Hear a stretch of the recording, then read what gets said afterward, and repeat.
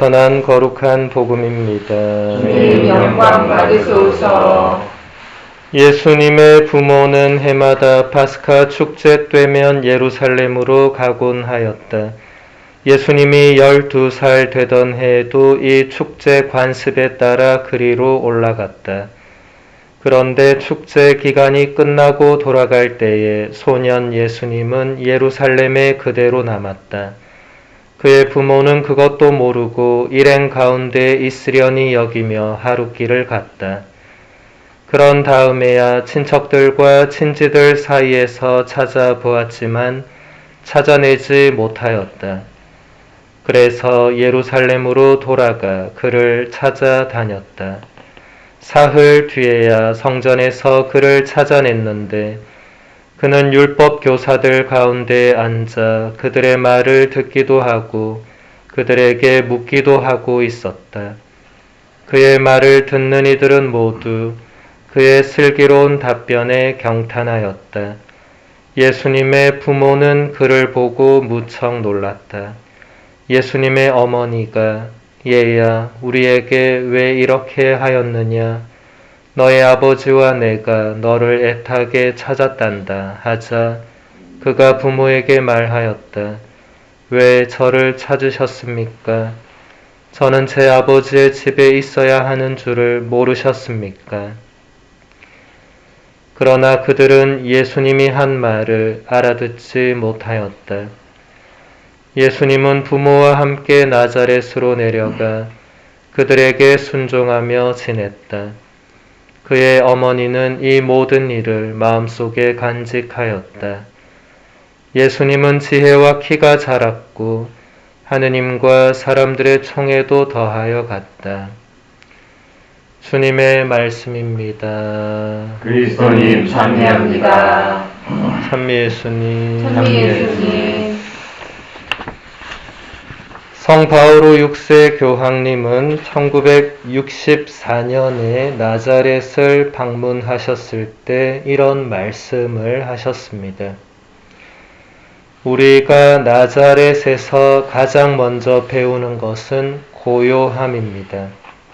침묵이라는 영적 분위기의 본질적이고도 놀라운 가치를 우리가 깨달을 수 있다면 얼마나 좋겠습니까만 우리는 우리 시대의 부산하고 요동치는 삶이 내는 소음과 잡음과 불협화음에 귀가 먹먹하기만 합니다. 나자렛의 고요함이 우리로 하여금 선한 생각에 항구하고 내적인 삶에 주의를 기울이며 하느님의 은밀한 영감과 참된 스승들의 권고를 명백히 알아차릴 태세를 갖추게 해 주기를 바랍니다. 성 바오로 6세 교황님은 우리가 예수 마리아 요셉의 성가정에서 가장 먼저 고요함을 배워야 한다고 말씀하십니다.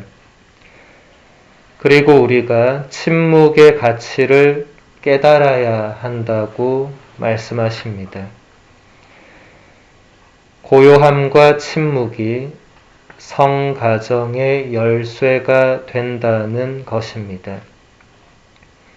이것은 그저 단순히 가정에서 가족들끼리 서로 말을 하지 말고 지내라는 의미가 아닙니다. 가족끼리 대화를 나눌 때 분노와 감정적이며 폭력적인 언어가 아니라 참아주고 인내하는 언어를 사용할 수 있도록 하자는 것입니다. 내복음서를 보면 요셉 성인이 했던 말이 한마디도 전해지지 않습니다. 침묵 가운데 충실하고 인내로우며 능동적인 현존이 요셉 성인의 언어였던 것입니다. 가정은 가정교회이며 기도를 위한 으뜸 학교가 되어야 합니다. 가정에서 자녀들은 부모의 모범과 가르침을 통해서 하느님을 의식하고 인지하는 법과 하느님의 현존으로 각인된 분위기 속에서 사는 법을 배우게 됩니다. 참된 그리스도교 교육은 기도의 경험을 소홀히 여길 수가 없습니다. 자녀가 가정에서 기도하는 법을 배우지 않으면 나중에 그 공백을 메우기는 대단히 어려울 것입니다. 복음서는 우리에게 서두르지 않는 아름다운 성가정의 이미지를 잘 보여줍니다. 성가정은 예수님께서 지혜와 키가 자랐고 하느님과 사람들의 총애도 더하여 가며 성숙하도록 기다렸습니다. 하느님께서 당신 구원의 역사에서 시간이 가장 중요한 중심축이 되게 하셨습니다. 성모님과 요셉 성인은 아기 예수님이 시간을 갖고 천천히 자신의 정체성과 사명을 성숙시킬 때까지 기다리셨습니다. 어른이 된 예수님도 자신의 때를 기다리는 것을 공생활의 가장 본질적인 차원으로 삼으셨습니다. 과일은 시간이 지나야 익습니다. 우리도 자유 안에서 성숙하려면 시간을 필요로 합니다. 가정에서도 서로를 기다려주는 것이 필요합니다. 우리 모두가 부족한 존재이기에 조금 더 성숙해질 수 있도록 서로를 기다려줘야 하는 것입니다. 시간이 지나도 성숙해지지 않을 수도 있습니다. 하지만 그 또한 품어줄 수 있어야 하는 곳이 가정입니다.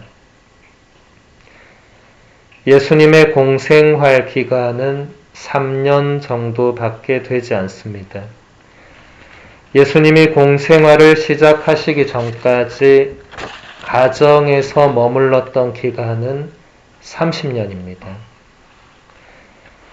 예수님께서 공생활 기간의 10배나 되는 30년이라는 긴 세월을 가정에 계셨다는 사실은 기다림이 얼마나 중요한 것인지를 잘 보여줍니다.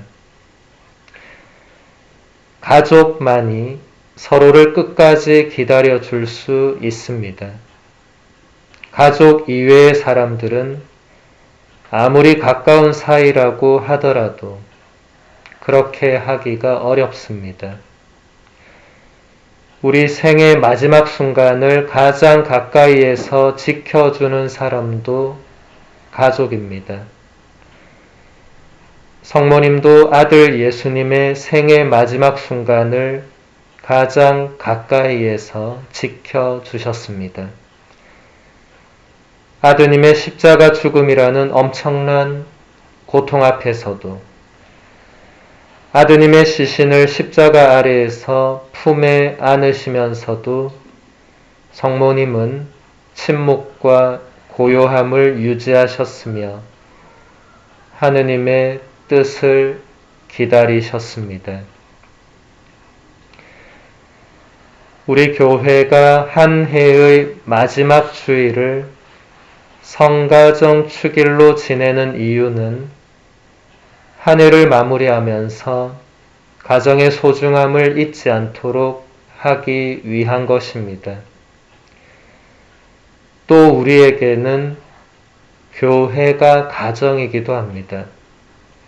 우리는 교회를 통해서 세례를 받고 새롭게 태어남으로써 교회의 자녀가 되었고 하느님을 아버지로 모시고 성모님을 어머니로 모시는 자녀가 되었습니다. 하느님은 자녀인 우리를 언제나 사랑으로 기다려 주시고 성모님은 자녀인 우리를 위해서 언제나 하느님께 전구해 주십니다.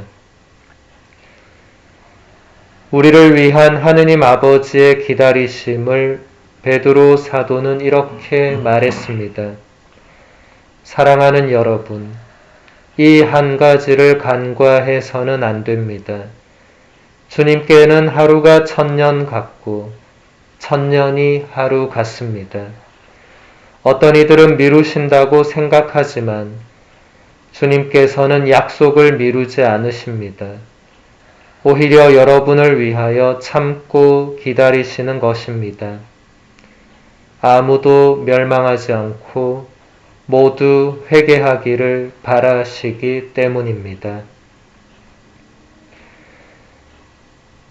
자비로우신 하느님 아버지께서는 자녀인 우리가 아무도 멸망하지 않고 모두 회개하기를 바라시기에 우리의 부족함과 미숙함을 참고 기다려 주십니다.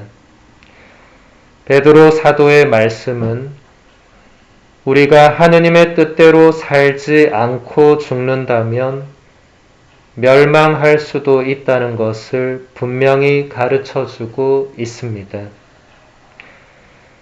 다음 생에 멸망하든 말든 아무 상관없다는 사고 방식은 비신자들과 무신론자들의 생각입니다. 우리는 이 생이 다하고 나면 하느님 아버지와 함께 영원히 살 것을 믿으며 그 믿음으로 지상의 삶을 충실히 살아가는 사람들입니다. 2024년 한 해를 마무리하면서 성모님의 전구에 우리와 우리의 가정을 맡겨드리도록 합시다. 성모님은 우리 모두의 어머니이시며 우리 본당과 우리 가정을 언제나 지켜주는 분이십니다. 성모님의 전구에 의탁할 때 우리가 이겨내지 못할 어려움은 없을 것입니다. 우리의 어머니이신 성모님께 보호를 청하는 기도를 항상 바치면서 모든 어려움들을 잘 이겨내시기를 바랍니다. 천주의 성모님, 당신의 보호에 저희를 맡기오니 어려울 때 저희의 간절한 기도를 외면하지 마시고 항상 모든 위험에서 저희를 구하소서. 영화롭고 복되신 동정여시여. 아멘.